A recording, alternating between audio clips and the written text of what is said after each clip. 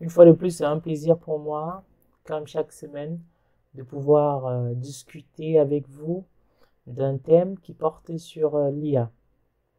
Je rappelle l'objectif des discussions de l'initiative IA pour tous. Cette initiative vise tout simplement à vulgariser l'IA auprès du grand public.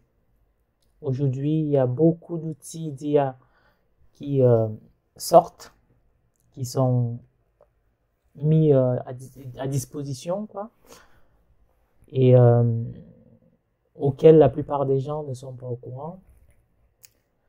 Donc l'idée ici, c'est vraiment d'aller chercher les outils les plus importants qui peuvent vous aider dans l'accomplissement de votre travail, que ce soit du travail professionnel ou du travail personnel. C'est de vous donner ces outils d'IA-là pour vous rendre efficace. Donc, ce soir, on va voir ensemble la création d'un agent IA, spécialement un agent IA de trading boursier. Je tiens à rappeler que ce thème a été proposé par un de nos participants, en l'occurrence Derek, et je tiens à lui remercier d'ailleurs, comme vous tous, je tiens à vous remercier, parce que, une fois de plus, l'objectif c'est que vous puissiez proposer des thèmes, quand bien même j'ai pas mal de thèmes à couvrir. Mais c'est toujours intéressant de pouvoir répondre à vos demandes d'explication ou de présentation des thèmes qui vous tiennent à cœur. Donc déjà, on va commencer par comprendre c'est quoi un agent IA. Et avant d'aller répondre à cette question, nous allons présenter notre plan. Ce soir, nous avons 5 points à aborder. Le premier point, c'est de comprendre comment fonctionne véritablement un agent IA. Une fois que nous aurons effectué cette compréhension, nous serons dans un deuxième temps capables de définir avec nos propres mots c'est quoi un agent IA.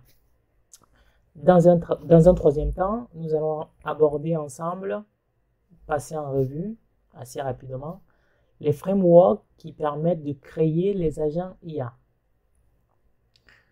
Et la partie qui va nous intéresser au cours de cette soirée, c'est notamment la création de l'agent de trading boursier. Donc, nous allons passer, entre guillemets, beaucoup de temps là-dessus, histoire que vous compreniez les mécanismes derrière le fonctionnement d'un agent IA. Et pour terminer, nous aurons une conclusion. Alors, comment fonctionne un agent IA?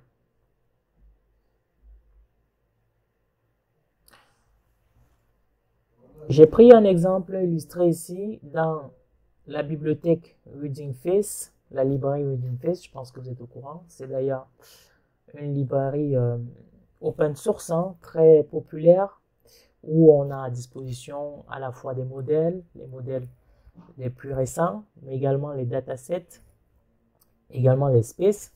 Voilà, je vous invite à faire un tour pour ceux qui s'intéressent à tout ce qui est IA, modèle d'IA. Donc j'ai pris ici une image qui nous vient de Hugging Face en l'occurrence, où vous avez deux personnes. Donc il y a Alfred. Alfred ici c'est le bonhomme que vous voyez avec la moustache en face de nous, avec la moustache. Il s'appelle Alfred. C'est son surnom donné par Hugging Face. Et derrière vous avez son patron.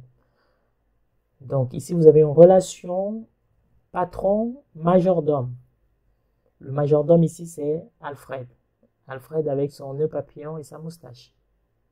Donc vous avez le patron qui va donner un ordre, enfin qui va émettre une requête à l'endroit de Alfred en l'occurrence. Puis-je avoir un café s'il te plaît? Donc, le patron demande un café à Alfred, le majordome. Alfred, il est capable de comprendre la requête du patron. Voilà, la requête se fait en langage naturel. Et du coup, avant d'agir, Alfred, il doit raisonner et planifier les actions qu'il doit pouvoir mettre en place pour répondre à la requête du patron. Ça suppose quoi? Ça suppose ici que Alfred, entre guillemets, c'est notre agent, pour illustrer. Donc ici, Alfred, l'agent, il reçoit une instruction, je veux un café. Du coup, Alfred, il doit traiter cette instruction. L'agent ici analyse l'instruction. Donc pour analyser l'instruction, il procède par un raisonnement et ensuite il va planifier les différentes étapes qui vont lui permettre de pouvoir répondre à cette instruction, à cette requête. En l'occurrence, lorsqu'il raisonne, il comprend que le patron veut un café et du coup, pour faire un café, qu'est-ce qu'il faut? Il y a un certain nombre d'étapes à suivre. Donc ici, la première étape consiste à aller à la cuisine, à utiliser la machine à café, à préparer le café, à rapporter le café au patron. Donc vous avez ici un processus de raisonnement et de planification fait par Alfred ou alors fait par l'agent. La deuxième étape est la suivante. Lorsque Alfred a fait son raisonnement et a mis en place son plan afin de répondre à la requête du patron et qu'il est d'accord avec ce plan, il passe à la prochaine étape qui est celle de l'action. Donc pour passer à l'action, il doit pouvoir savoir quel outil utiliser. Donc une fois qu'il va à la cuisine, il y a plein d'ustensiles à la cuisine et il faut qu'il sache quel outil chercher pour pouvoir faire un café. Donc en l'occurrence ici, Alfred comprend que dans sa boîte à outils, il doit avoir recours à une machine à café, au café, à l'eau, à la tasse. Il doit devoir appuyer sur le bouton pour mettre en marche la machine à café, attendre que le café coule, je sais pas, que l'eau chauffe, que le café coule, et ensuite récupérer la tasse à café, aller donner au patron, je sais pas, éventuellement mettre un morceau de sucre si le patron a envie du sucre. Donc ici, l'agent passe à l'action. Et pour passer à l'action, il a besoin de ce qu'on appelle les outils. Les outils ici, c'est la machine à café, le café, la tasse de café. Voilà. Et enfin, lorsqu'il a fait son raisonnement, il a planifié, il a déterminé les outils dont il avait besoin, il exécute, passe maintenant à l'exécution de la tâche. En l'occurrence ici, il appuie sur le bouton de la machine.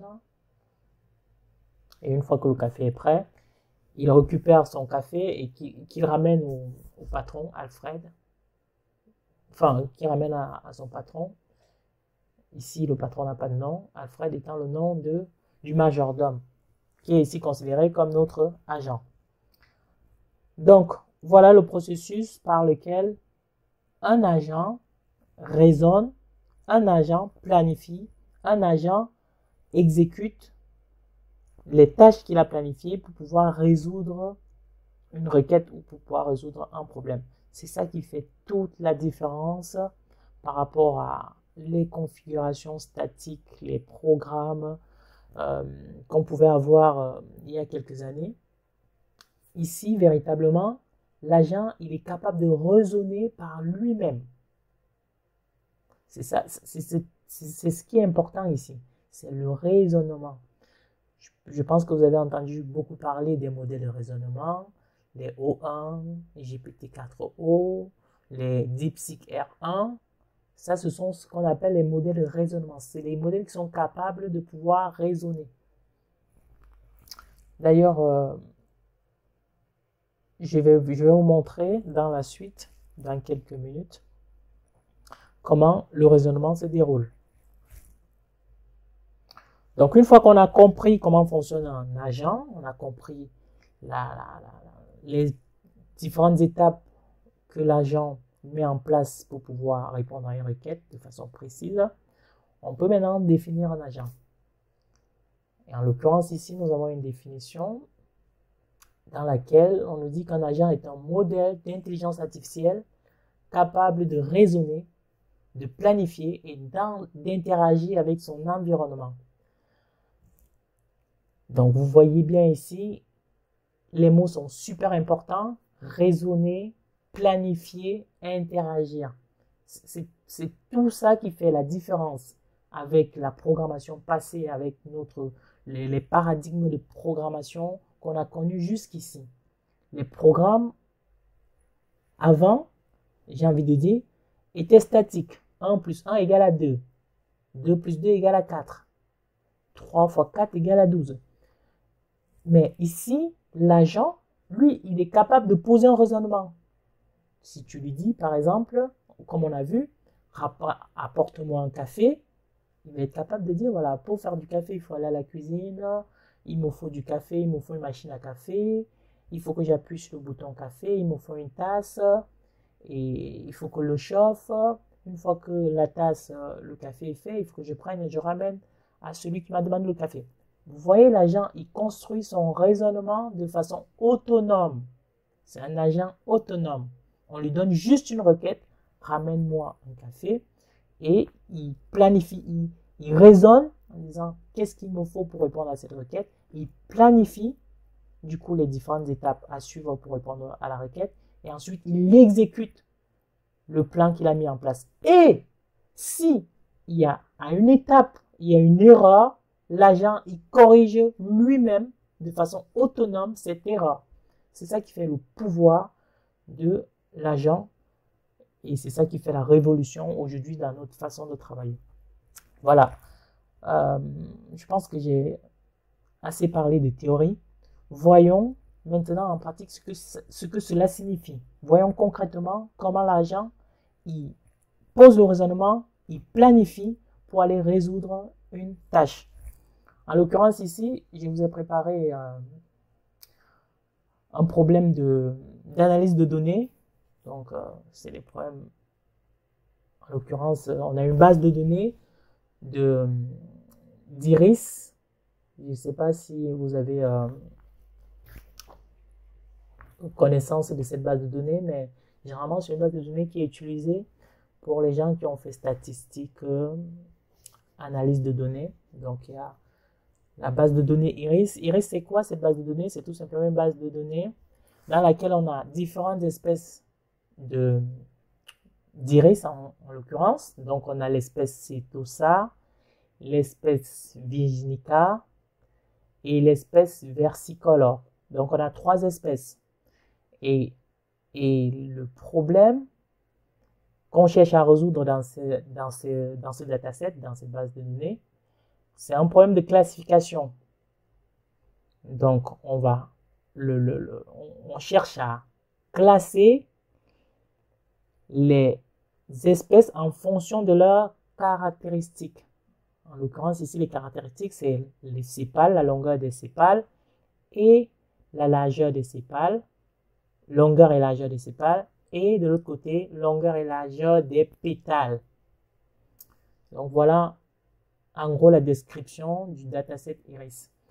Et là, il y a juste quelques lignes de code, enfin, si vous voulez, dans l'ancienne programmation, dans l'ancienne façon de faire, dans la programmation qu'on a connue par le passé.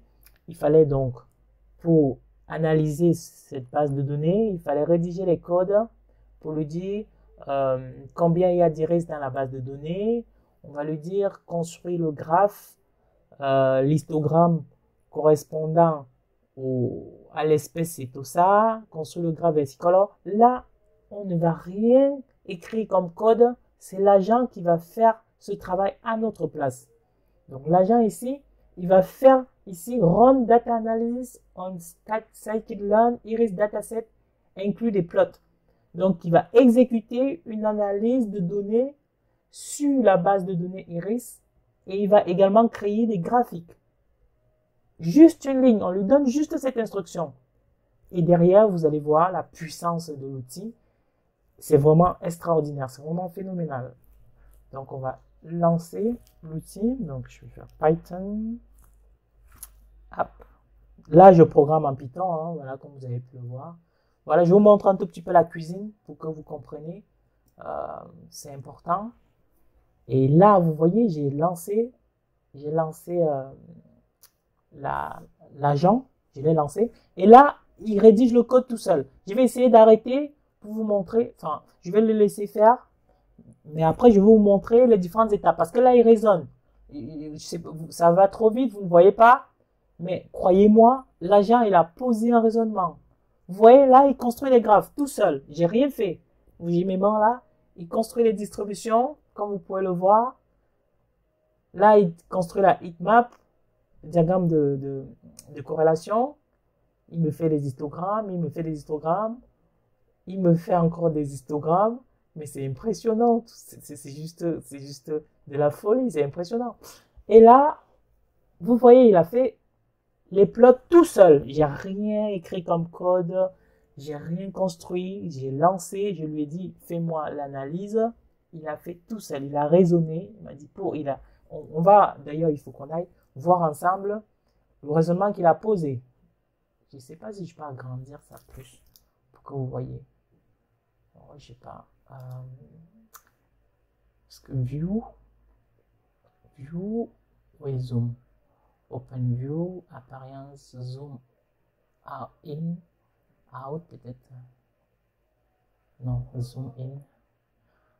J'essaie de, apparence, zoom in, d'agrandir pour que vous ayez de mieux voir. Zoom in. Voilà. Voilà. Donc, on va aller voir au tout début comment il construit le raisonnement, comment il raisonne en fait. Voilà. Il me dit, OK, donc pour répondre à ma requête, so I need to help the user on the data analysis on the scikit-learn Iris dataset include plot. Let me think about how to approach this. Laisse-moi réfléchir comment résoudre cette requête. Mais c'est impressionnant. Il dit, premièrement, first, looking at the current plan, it is empty. The test is also empty. Bref, il fait un blablabla ici. Il dit ici, so we'll have to create a new plan with one or more tasks. Donc, il doit créer un plan avec une ou plusieurs tâches. Donc, ici, voyons voir les tâches qu'il met ici. Là, il nous dit, en tout cas, il dit la première étape. The first step in EDA, Explanatory Data Analysis, is usually loading the dataset. So, task 1 will be to load the dataset. Donc, la première étape dans une analyse de données, c'est de pouvoir charger la base de données. Donc, c'est ça, ce qui est normal. C'est tout à fait normal. C'est ce qu'il dit. Ensuite, la deuxième étape. Après avoir chargé la base de données, je vais effectuer quelques analyses exploratoires. Ceci va inclure le contrôle des dimensions de la base de données, le nombre d'échantillons et le nombre de colonnes. Je vais essayer de regarder la classe cible et de m'assurer qu'elle est équilibrée. Mais c'est impressionnant ça, mais c'est juste de la folie. Ça c'est le travail que font les data analystes, les data scientists toute la journée, qui a été avec une seule ligne de code qui est résumée ici. En gros, ça prend des jours pour faire ce travail-là. Vous devez analyser est-ce qu'il y a des outliers, des valeurs aberrantes dans une base de données. Vous devez analyser est-ce qu'il y a des valeurs manquantes, les missing values. Vous devez analyser si la base de données est équilibrée. Vous devez construire les histogrammes. Mais tout ça, ça vous prend des jours quand vous écrivez le code à la main. Mais là, avec juste une ligne de code, il nous fait tout ça. Donc, il regarde si le dataset est équilibré, il calcule les statistiques descriptives. Je vous montre la partie la plus intéressante. Donc, ici, voici son plan.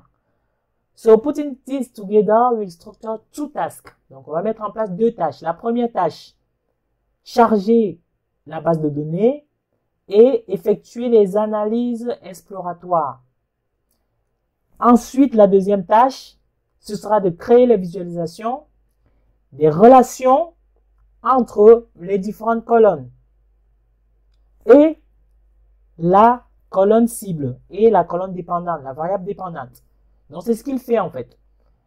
Et là, il continue à expliquer, il continue à faire son raisonnement, il raisonne, voilà. Il écrit le code Python, voilà le code ici. Donc, il écrit tout seul le code. Voilà, j'ai juste lancé une ligne. Vous voyez, il fait lui-même, il écrit le code. Et donc, vous voyez, il écrit le code. Ici, il exécute le code. Donc, en gros, ici, c'est le code qui permet de créer les graphiques. Vous avez vu les graphiques qu'il a créés. Vous avez ici un graphique très important, ce qu'on appelle le heatmap. Le heatmap, c'est tout simplement le graphique des corrélations entre les différentes variables. Par exemple, ici, vous pouvez voir que une corrélation forte entre les pétales 8 et le sepal length. Oui. 82%. Bon, j'entre pas trop dans les détails techniques, je pense que voilà, ceux qui s'intéressent, ils pourront regarder. Mais c'est juste impressionnant ce travail. Et là, vous avez pareil encore ici. Il nous fait vraiment des graphiques.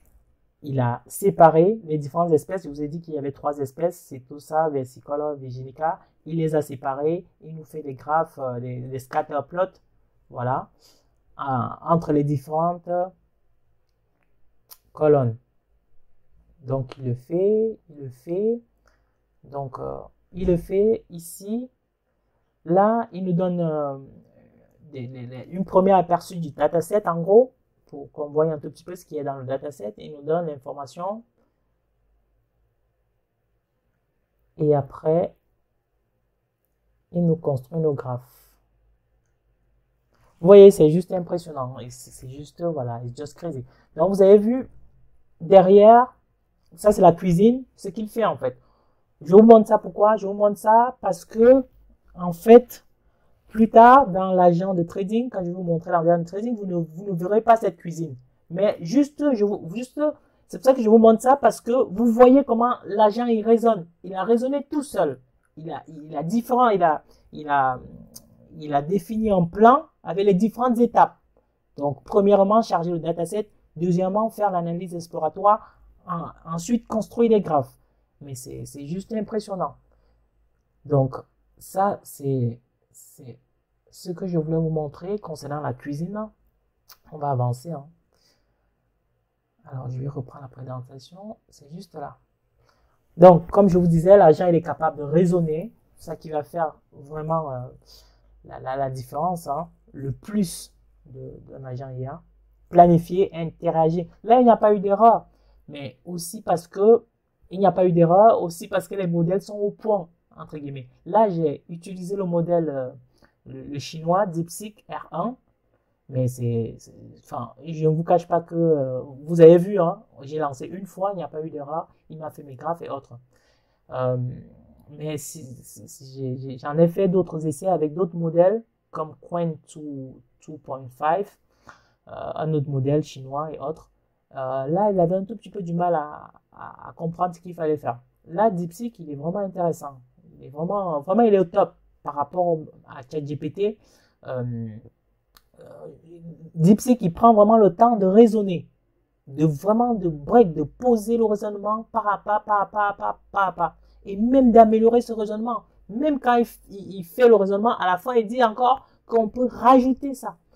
Mais voilà, c'est impressionnant. C'est pas pour rien qu'il y a eu cette chute de Wall Street en janvier, quand ils ont publié, quand ils ont sorti le modèle DeepSeek R1. Parce que c'est un modèle, comme vous l'avez vu, les performances sont incroyables. Donc, pour raisonner, pour ceux qui ont pris la présentation en cours de route, on a vu comment fonctionnait, comment marche un agent IA. En l'occurrence, ici, vous avez un résumé.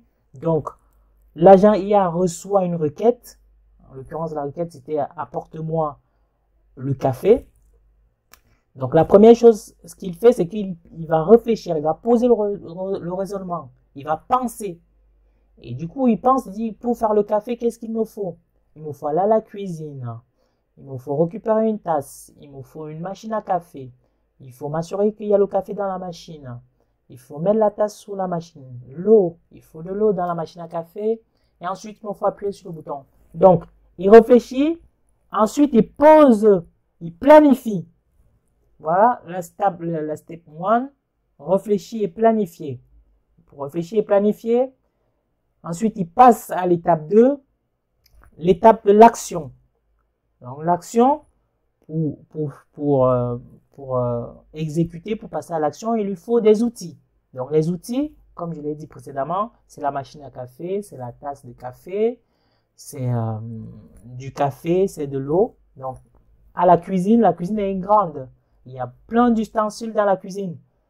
Je ne sais pas si vous comprenez. Donc lorsqu'il arrive dans cette cuisine, il a besoin d'un certain outils, des ustensiles bien précis pour faire son café. C'est ça ici qu'on appelle les tools. Et une fois qu'il a ces tools, il fait son café et il répond à la requête. Donc, si je résume, l'agent, il a un cerveau. Il a un cerveau. Le cerveau, c'est le modèle de génération. Ici, en l'occurrence, le modèle, soit un modèle de GPT, GPT-4o ou GPT-4.5 Turbo, ou encore le modèle DeepSeek R1. Ça, c'est le cerveau, c'est lui qui pense les différentes étapes. C'est lui qui sait comment faire un gâteau au chocolat. Pour faire un gâteau au chocolat, il faut la farine, du chocolat, du beurre, de la levure, et du sucre, et des œufs. Non, pas des œufs, enfin, bref, la farine. Et en fait, si vous voulez, c'est lui qui pense, c'est le cerveau, le LLM, le modèle. Ensuite, vous avez le cerveau, et en dessous, vous avez les tools. Les tools, c'est les outils. Donc, les outils. Donc, il pense, le cerveau pense, et maintenant, il envoie les commandes, les ordres aux outils. Donc, les outils, comme vous avez vu, c'est la machine à café haute. Là, c'est juste pour vous expliquer comment ça fonctionne. Et après, voilà, le cerveau, il fait tout, quoi, parce qu'il rédige le plan de travail, il exécute, il s'assure que c'est bien exécuté, jusqu'à ce qu'on réponde convenablement à la requête.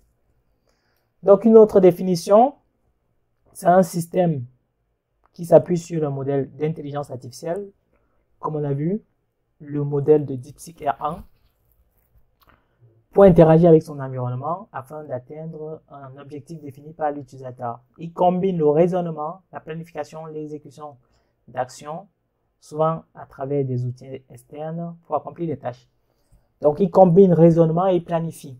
Maintenant, il planifie, par exemple, si on demande à Chat, je ne sais pas si vous vous rappelez au tout début de Chat, quand on lui posait la question, quelle température il fait aujourd'hui, voilà, Chat, il n'est pas capable de répondre, ChatGPT n'est pas capable de répondre à une requête de ce genre. Quelle température il fait aujourd'hui, je ne sais pas, à Paris.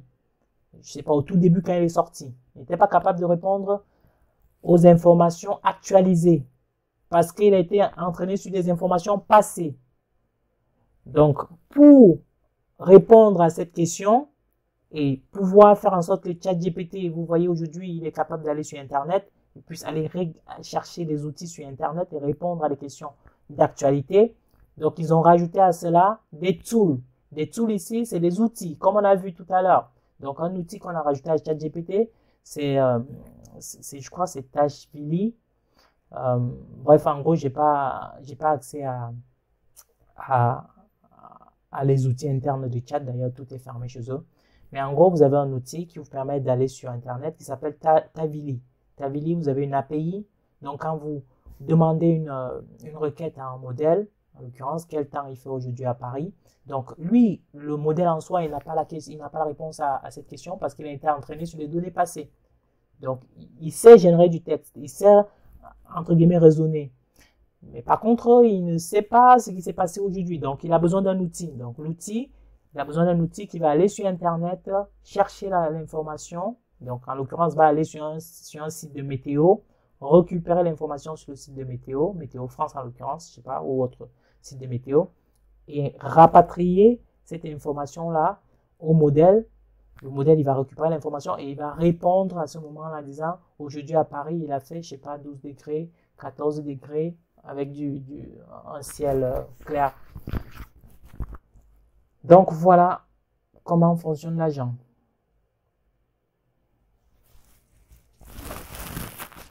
Vous avez ici le cerveau, comme je vous ai dit, c'est lui qui raisonne, il planifie. Donc il planifie les actions en fonction de la situation. Là, tout à l'heure, je me répète un tout petit peu, mais l'agent, il a vraiment exécuté ce qu'il fallait faire. Mais souvent, il y a des erreurs. Souvent, il y a des erreurs. Et c'est fou parce que lorsqu'il y a des erreurs, l'agent se corrige lui-même. Donc, il relance le code. Il dit, oui, j'ai oublié d'importer une librairie, par exemple. Je vais importer la librairie et relancer le code. Donc, c'est un truc, c'est vraiment impressionnant, cet outil.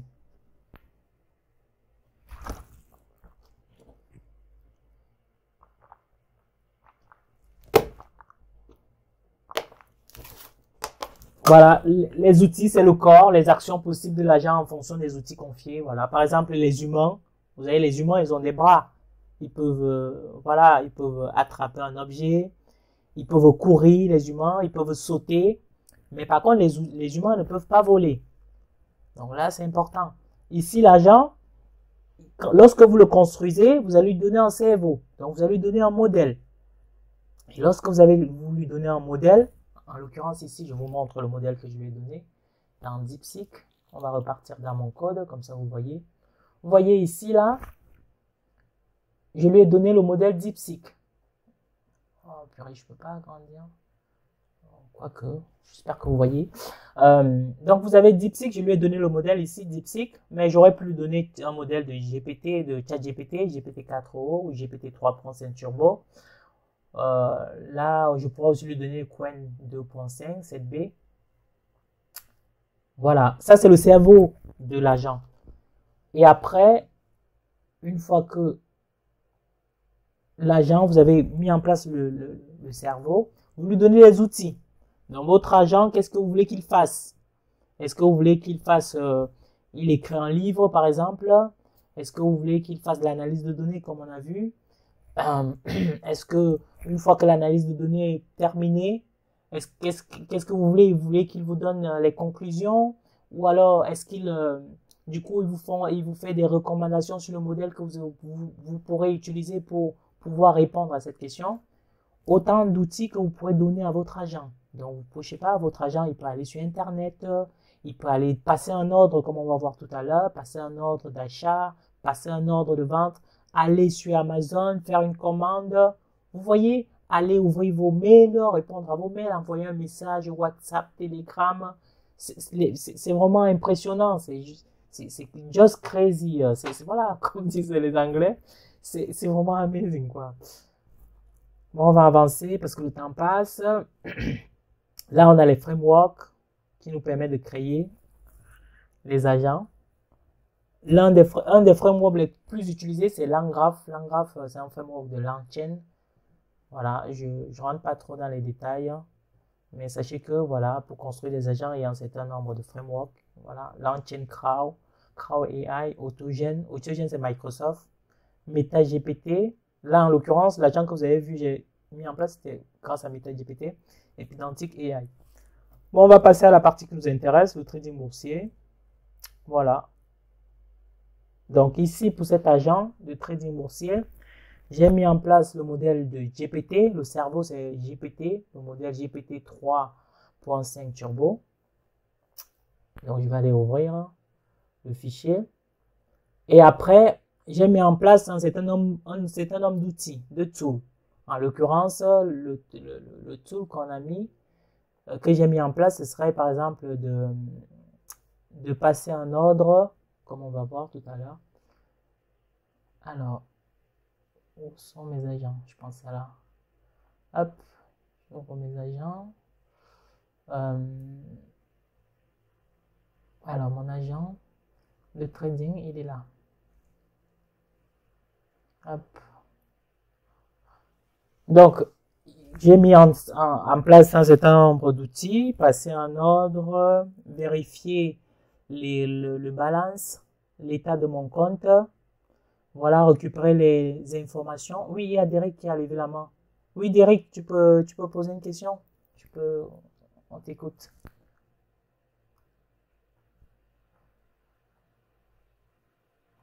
Hop, alors, je vais juste activer.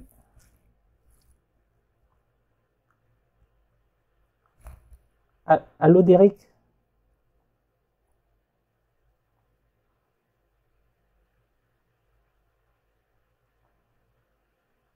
Oui, on t'entend pas, je sais pas.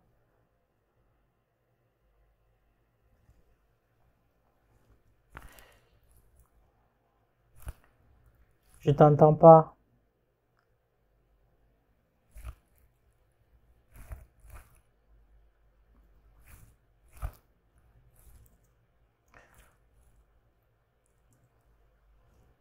Là, non, j'entends pas. Sinon, tu écris dans le chat, je sais pas. Je sais pas pourquoi je t'entends pas. Est-ce que c'est le problème vient de chez moi ou pas? Non, là, non. Normalement, attends. Peut-être que j'ai les écouteurs ici quelque part. Euh, alors, euh, déconnecter. Hop. Juste, désolé, hein, je vais enlever les écouteurs. Peut-être que c'est ça qui peut. Est-ce que tu peux essayer? Tu peux dire quelque chose peut-être, non? Oui, oui, là, c'est mieux. Je pense que c'est mes écouteurs, ouais, c'est mes écouteurs qui coupaient le son. Oui, effectivement. Merci et bonsoir à tout le monde. Je suis désolé, j'ai eu un peu de retard là. J'étais sur mon propre travail et j'ai oublié qu'on allait lancer. Je suis arrivé, tu présentais déjà les agents et je suis arrivé à un moment où tu étais déjà en train de montrer comment ça faisait le travail automatiquement après avoir configuré les étapes que Oui, tu as fait là. Je oui. ne sais pas sur quelle tu fais ça, sur quelle interface, pour construire ton agent, tu le construis où, puisque tu as mis là un modèle, par exemple, tu as utilisé DeepSeek, etc. Mais je ne sais pas si tu as, tu l'as construit d'où en fait. Voilà, voilà, ici en fait, tu as la réponse, hein, voilà, cette partie-là. C'était juste pour vous montrer comment l'agent résonne en fait. Là, l'agent, je l'ai construit enfin, sur VS Code, je pense. Donc, j'ai écrit en Python, voilà, sur VS Code, comme vous voyez le code là. Ok, Et en fait, du coup, tu le construis, voilà, tu as des files, des fichiers où tu donnes, tu écris le code du cerveau. En l'occurrence, le cerveau, c'était DeepSeek. Et également, tu lui donnes les tools. Mais en l'occurrence, dans le premier agent que je vous ai montré, enfin, je suis pas rentré dans les files, mais il y a un fichier euh, où c'est marqué, euh, en gros, si tu veux, c'est l'agent qui résonne en fait. L'agent il résonne. Mais en gros, il y a un fichier qui nous dit juste que une fois que tu as écrit le code, il faut que tu l'exécutes, si tu veux. Tu vois? Donc, oui, oui, je voulais. En fait, c'est parce que je ne savais pas où tu l'avais construit. Par exemple, là, tu me dis c'est sur VS Code. oui. Donc, on peut le faire aussi si on est sur R, par exemple. Oh, bonne question, mais je pense que les agents sont récents et actuellement, pour tout ce qui est innovation, en IA, ça se fait en Python. Ça se fait en Python, Donc, hein. ok, Oui, c'est Python, c'est le langage moderne, enfin, utilisé par la communauté de l'intelligence artificielle. ok, Toutes les avancées aujourd'hui en IA, ça passe par du Python. Après, voilà, on peut réécrire en d'autres langages, en Java, en MATLAB et autres. Mais la base, c'est vraiment du Python. Donc, merci. alors, essayons de voir, vite fait, je vais lancer. Bon, là, vous avez vu le premier agent, c'était dans le terminal. Ici, là où il y a tous mes codes, là, enfin, vous voyez les codes un peu de charabia, là. Voilà, pour ceux qui ne sont pas informaticiens, voilà, c'est un peu de charabia. Mais là, c'est du terminal, c'est un peu brouillon.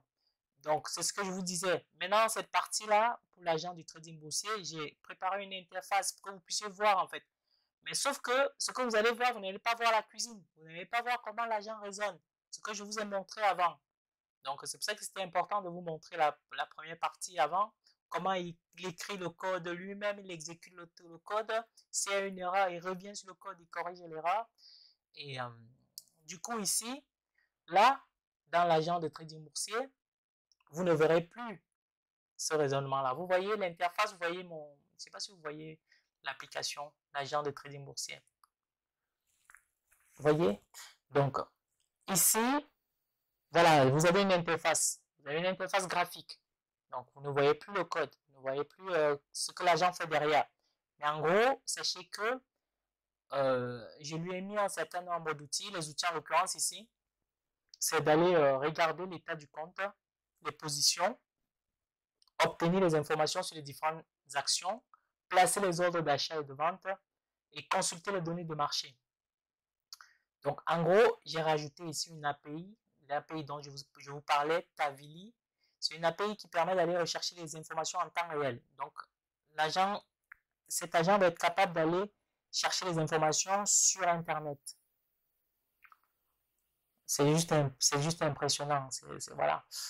Et ici, voilà, là, on est dans un cadre de démonstration. Je démontre, je vous montre comment ça passe, ça marche. Je vous montre. Et ça veut dire quoi? Ça veut dire que ici, je ne vais pas prendre des positions de façon réelle. Je ne vais pas me brancher directement sur un broker et acheter du Apple. Voilà, que ce soit clair. Et ça, c'est possible. Donc, pour ceux qui veulent aller plus loin, on peut faire un agent où vous allez vous brancher sur, je sais pas, Boursorama, je sais pas, comment il s'appelle le gars là, Alpaga, Bloomberg, Reuters, Farset, tous ces brokers financiers, Trade Republic, eToro, tous ces brokers financiers. Sachez juste qu'à partir du moment où ils ont une API, l'API c'est un outil qui permet de se connecter sur un site internet. À partir du moment où il y a une API, on peut placer les ordres. L'agent il va être capable, cet agent en l'occurrence, on peut construire un agent qui est capable de prendre les positions en temps réel sur un marché. Voilà. Donc vous avez l'agent ici, vous avez un certain nombre de requêtes que j'ai préparées. Je vous montre quand même, je vous montre. Donc ici c'est la requête. Par exemple, montre-moi l'état de mon compte. Vous voyez, vous demandez à l'agent, juste montre-moi l'état de mon compte.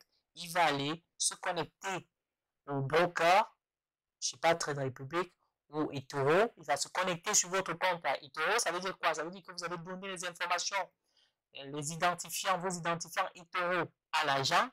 Donc l'agent, tout seul, il va poser le raisonnement, il va dire, première étape, allez chercher le site de eToro. Deuxième étape, cliquez sur le bouton se connecter. Troisième étape, rentrer les informations d'identifiant. Ensuite, valider. S'il y a les cookies, accepter les cookies. Bon, mais c'est juste impressionnant, c'est juste fou. Donc ça, c'est le modèle qui va le faire. Il va le faire tout seul. Et une fois qu'il va accepter les cookies, il va être connecté sur votre compte. Il va aller récupérer le balance, l'équilibre de votre compte. Et une fois qu'il récupère l'équilibre de votre compte, il va afficher. Pareil, quelles sont les positions actuelles, les informations de Apple, de Tesla. Voilà, place un ordre limité pour vendre 10 actions Amazon. Voilà, quelles sont les dernières informations sur Apple, quelles sont les tendances du marché et autres. Donc ici déjà, vous voyez, il s'est déjà connecté sur notre compte eToro en l'occurrence. Il a récupéré ce qu'on a dans notre portefeuille. Vous voyez, notre portefeuille a cru de 2,4. On a les liquidités, 25 000 euros. Oh, on est pas mal hein, quand même. Donc on a les performances. Apple, voilà, 0,8 et autres. Bon, ça c'est juste à titre illustratif, hein, c'est des valeurs que j'ai rentrées comme ça. Ça ne reflète pas la position des marchés actuellement, en réel. C'est juste pour vous montrer, hein, voilà. Une fois de plus, ça, c'est facilement réalisable en réel, hein, voilà. Donc ici, on va lui demander quoi? On va déjà lui demander de nous montrer l'état de notre compte. Bon. Donc vous avez un cap ici. Montre-moi l'état de mon compte. Vous avez un chat. Tu vois, là, vous ne voyez pas ce qui se passe dans la cuisine, mais l'agent, il est en train de travailler en background. Il est en train de travailler derrière. Et là, mais c'est fou, en quelques fractions de secondes, il nous a renvoyé la réponse. Il nous dit ici, bien sûr, voici l'état de votre compte. Numéro de compte. Voilà, des mots, tant, 12 345. Mais c'est impressionnant. Je ne sais pas si on avait un numéro ici au début. Non, on n'avait pas. Bon, il a. Donc, liquidité, on voit bien 25 000. C'est ce qui est affiché ici. Valeur du portefeuille, 33 765. Pouvoir d'achat, 50 000. Statut du compte actif. Les positions, il nous renvoie même les positions actuelles, mais c'est juste impressionnant. Donc, on a 10 actions Apple, le prix. Bon, ça, c'est pas des données actualisées, hein, voilà, comme une fois de plus. Hein. La valeur marchande, le PNL réalisé, profit and loss, le profit ou la perte réalisée ou non réalisée. Voilà. Voilà l'état de notre compte. Il nous dit les données de marché actuelles ne sont pas disponibles pour le moment. Je vous recommande de consulter les sources fiables en ligne pour obtenir des informations plus récentes. Bon, qu'est-ce qu'on va lui demander? On lui dit achète 5 actions Tesla. Donc, on va lui dire achète 5 actions Tesla. Mais là, vous ne voyez pas une fois de plus ce qui se passe derrière. Mais en fait, vous avez vu tout à l'heure. Donc, l'agent, il raisonne tout seul. Achète 5 actions Tesla. Donc, il se connecte sur eToro avec mes identifiants. Il va chercher Tesla. Il récupère le prix de Tesla. Il passe l'ordre chez Tesla. Il me revient en disant, j'ai acheté 5 actions de chez Tesla. Donc là, on voit qu'est-ce qui se passe. Il mouline. Il me dit bonjour, votre demande d'achat de 5 actions Tesla a été effectuée avec succès. Les actions ont été achetées au prix de, il me dit à quel prix il a acheté les actions, 222. Votre compte dispose actuellement d'une valeur de portefeuille de 33 et autres, et un pouvoir d'achat de 50 000. Bon là tout de suite, je ne me suis pas trop dérangé à mettre à jour les informations, mais c'est juste à titre illustratif une fois de plus. Mais si vous voulez, ça c'est des informations qui sont capables, enfin, qu'on met à jour en fait, hein, que l'agent est capable de mettre à jour. Donc je me suis juste rassuré que l'agent il passe bien les actions, il achète bien, il passe bien l'ordre, il achète bien les 5 actions. Donc les actions Tesla sont actuellement tradées sur le marché Nasdaq à un prix de 222. Je crois que c'est pas à jour non plus, les informations ne sont pas à jour. Ces informations sont basées sur les données en temps réel provenant de notre recherche Internet. Est-ce que c'est vrai ça? Est-ce que quelqu'un peut vérifier combien l'action de Tesla fait là actuellement? Juste vérifier. Action Tesla. Je vois, est-ce qu'il me manque pas lui là? Est-ce qu'il me manque pas? Est-ce que je peux poser une question, David? Oui, tu peux, oui. Si j'ai bien compris, du coup, on est à 353 euros. D'accord, il n'est pas à jour, ouais, je me doutais bien. Oui, merci. Si j'ai bien compris, dans la réalité, en fait, il faudrait que si je veux faire tourner un modèle, que j'ai passé mes identifiants au préalable à l'agent. Oui, se connecter automatiquement. tout à fait, exactement, tout à fait, ouais. Tu lui donnes tes identifiants parce que sinon il va te demander, il va te dire, j'ai réussi à accéder au site, mais il faut les identifiants. Donc il faut que tu lui donnes cette information. Mais c'est pas, toi tu ferais ça, c'est pas risqué quand même parce que si derrière le ChatGPT, DeepSeek est hébergé, je sais pas, en Chine, aux États-Unis, si dans les serveurs les gars récupèrent mon mot de passe et qu'ils me vident mon compte, moi ça me pose vraiment un gros problème de sécurité. Tu poses une très bonne question. Tu poses vraiment une très très bonne question. Effectivement, on revient au sempiternel problème de confidentialité, de problème de sécurité des données en Europe avec le RGPD. Effectivement, ChatGPT récupère toutes les données qu'on lui donne. Hein. Si vous mettez votre carte de crédit haute, ChatGPT les récupère. Et ce qu'on fait à l'entreprise, ce qu'on fait généralement, c'est qu'on ne va pas utiliser ChatGPT, on va utiliser un modèle, ce qu'on appelle open source, ouvert. En l'occurrence ici, DeepSeek R1, c'est un modèle ouvert. Ça veut dire qu'on va le mettre dans un serveur. On va faire tourner ce modèle-là dans notre serveur. Donc, ce serait hébergé chez nous. Ça ne serait pas hébergé, je ne sais pas où. Donc, quand on va envoyer une requête, la requête va aller sur notre serveur et le modèle il tourne sur notre serveur. On ne va pas utiliser ChatGPT. C'est pourquoi vous voyez en entreprise, c'est bloqué. Hein. Très peu d'entreprises, je crois que je sais pas, la majorité, quasi-majorité des entreprises n'autorisent pas ChatGPT hein, pour des raisons de confidentialité. Donc, ça veut dire qu'ils mettent en place leur propre chat, leur propre modèle génératif. Hein. On a plein de modèles open source ouverts, en fait, qu'on peut euh, installer en entreprise. On a Llama qui marche très bien, on a DeepSeek qui marche très bien, on a Qwen qui marche très bien, on a Phi qui marche très bien, on a Nemo qui marche très bien, on a beaucoup de petits modèles qui marchent très bien qu'on peut bien installer dans une entreprise et ne pas exposer nos données aux problèmes de confidentialité. Je ne sais pas s'il y a d'autres questions. Oh, error lors de la recherche stability, expander not been next into the other expander. Donc en gros ici, il nous signale une erreur. Vous voyez l'agent, il nous signale même des erreurs quoi. Et c'est peut-être pour la raison pour laquelle le cours n'est pas à jour. Vous voyez, le cours n'est pas à jour. Parce qu'il n'a pas pu aller sur Internet. Hein. Mais on va quand même forcer, on va lui demander d'aller, on va lui demander quelles sont les dernières actualités sur Apple.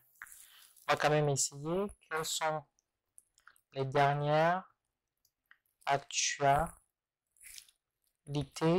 sur Apple.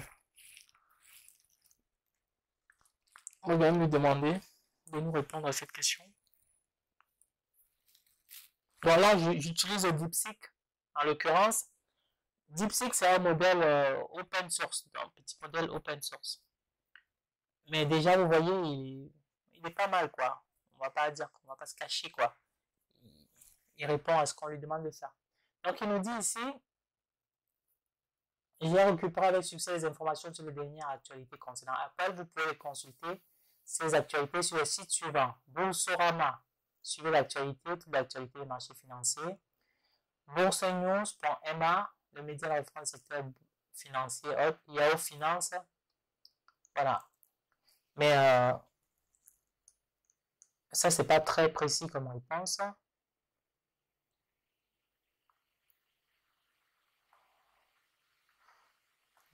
Analyse des tendances. Mais il peut faire mieux, hein, voilà. C'est pas très précis comme réponse. Je pense qu'il ne réussit pas à aller sur Internet véritablement avec Tashbili là. Et comme je suis dans...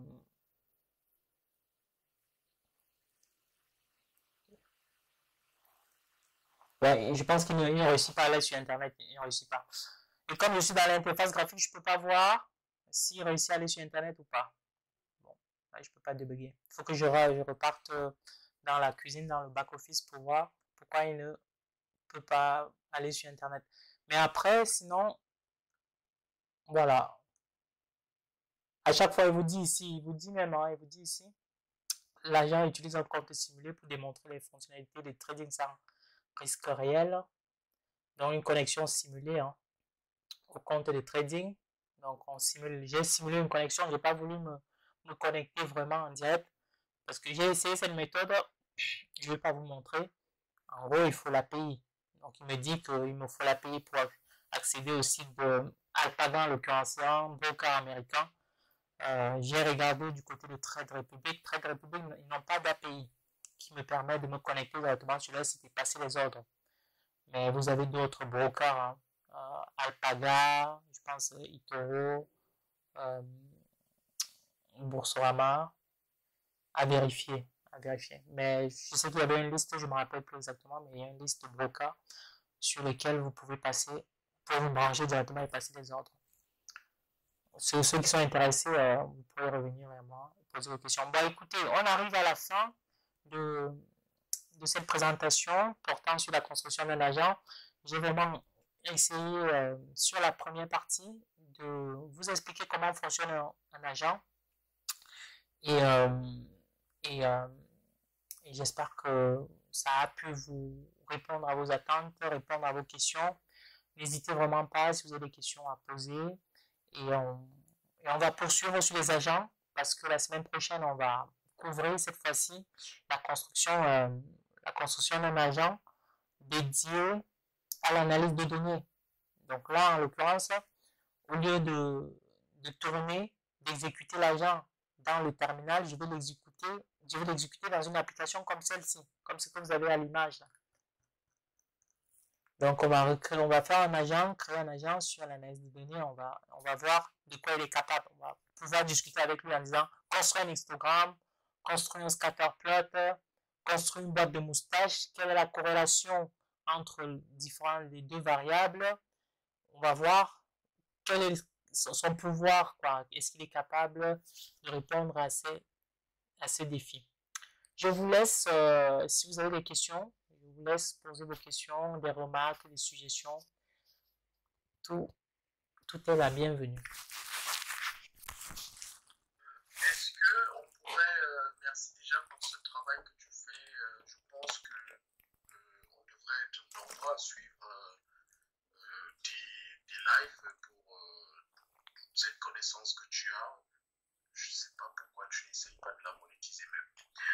Alors, pour les agents que tu construis là, est-ce qu'on pourrait avoir souvent les documents, soit en amont, soit en aval de la présentation pour qu'on puisse exercer par la suite, pouvoir reproduire pour voir selon ce qui nous intéresse. Par exemple, là, si les gens sont intéressés par les agents du trading boursier, ils peuvent s'exercer pour voir effectivement comment ça se passe, etc., et les limites et tout, avant d'être confrontés au problème de on va parler de machin. Pour les gens, par exemple, dans le cadre de la recherche, qui pourront aussi être intéressés, comme on va faire par exemple l'analyse de données la semaine prochaine, etc. Donc, est-ce qu'on peut soit avoir des scripts de ces agents-là pour voir aussi après on va s'exercer et ainsi de suite. Oui, pas de souci, hein, bien volontiers. Je partage avec vous le script. Voilà. C'est après, voilà, vous pouvez vous exercer derrière, essayer de comprendre. Je pense que c'est important et ça fait partie du travail aussi que vous pouvez faire de votre côté. Oui, bien volontiers. Peut-être partager le script plutôt en fin de présentation, parce qu'après, sinon, ça fait, voilà. Vous voyez, donc quand on finit, après, je vous envoie le script hein, pour vous montrer, pour que vous essayez de reprendre chez vous, quoi, de refaire chez vous. Si vous pouvez, si vous arrivez, si vous n'arrivez pas, vous posez des questions. C'est aussi ça le but, c'est d'échanger et de pouvoir vous donner des connaissances, enfin, mettre à votre disposition des connaissances. Je ne sais pas s'il y a d'autres questions.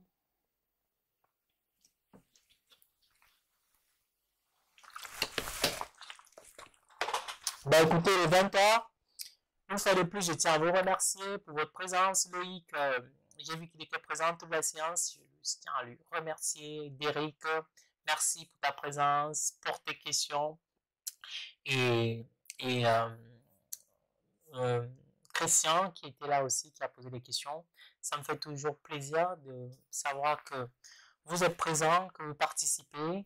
N'hésitez pas, comme j'ai dit, si vous avez d'autres thèmes, si vous avez des thèmes qui vous viennent en tête, de pouvoir les proposer. Je vous souhaite une excellente soirée et je vous dis à la semaine prochaine pour un autre agent, cette fois-ci dédié à l'analyse de données. Bonne soirée. Merci, bonne soirée. Ciao, ciao.